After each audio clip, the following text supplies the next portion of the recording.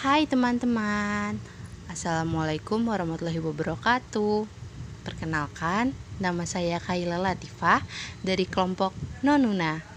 Di sini saya bertugas untuk membacakan materi yang telah disusun oleh teman-teman saya yang berjudul Pentingnya Kesetimbangan Kimia dalam Industri. Kesetimbangan kimia.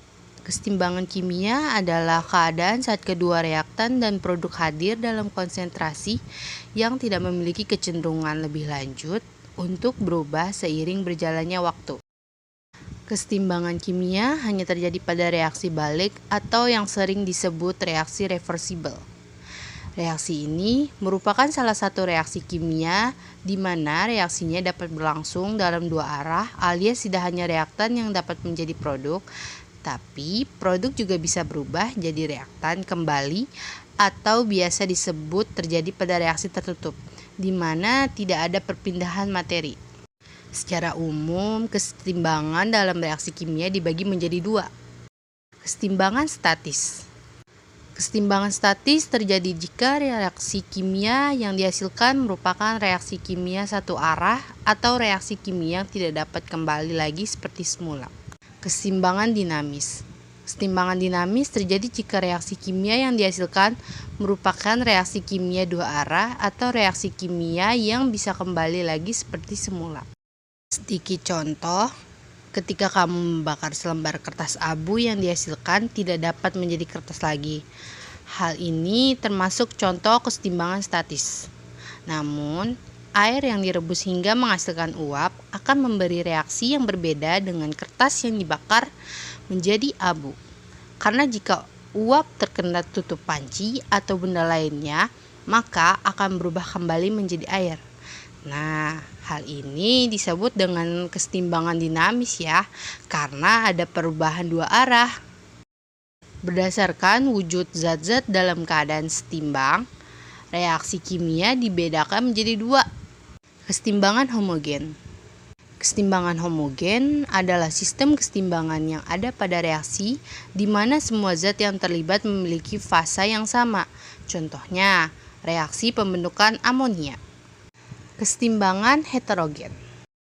Kesetimbangan heterogen adalah sistem kesetimbangan yang ada komponennya lebih dari satu jenis fasa. Contohnya pembakaran sulfur. Nah, sekarang kita akan berpindah slide ke kesetimbangan kimia dalam industri. Pembuatan amonia.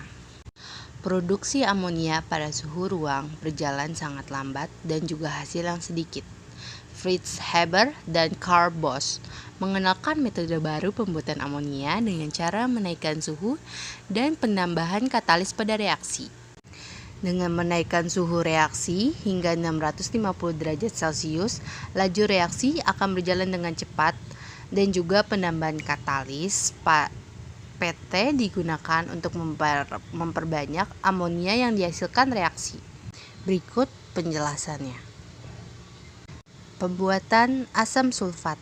Asam sulfat dapat dibentuk dengan proses Kamar, yaitu penggabungan sulfat dioksida dengan air.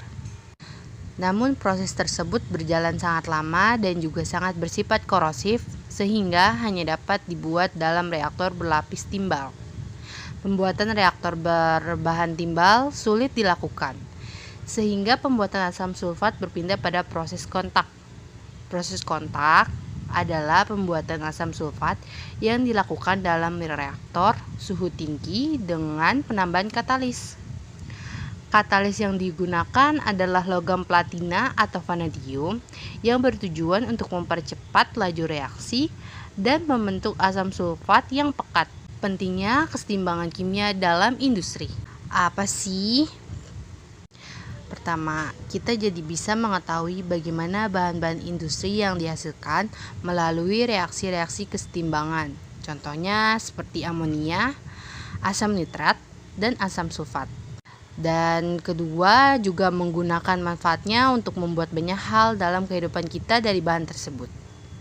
Seperti amonia untuk pembuatan monomer yang mengandung nitrogen untuk industri nilon dan polimer-polimer akrilat maupun industri farmasi, bahan-bahan organik, anorganik, deterjen, dan pupuk.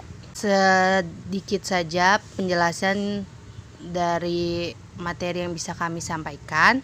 Bila ada kesalahan atau kurang lengkapnya materi, kami mohon maaf karena kami sama-sama masih belajar menjadi yang lebih baik. Sekian dari kelompok saya. Wassalamualaikum warahmatullahi wabarakatuh. Bye.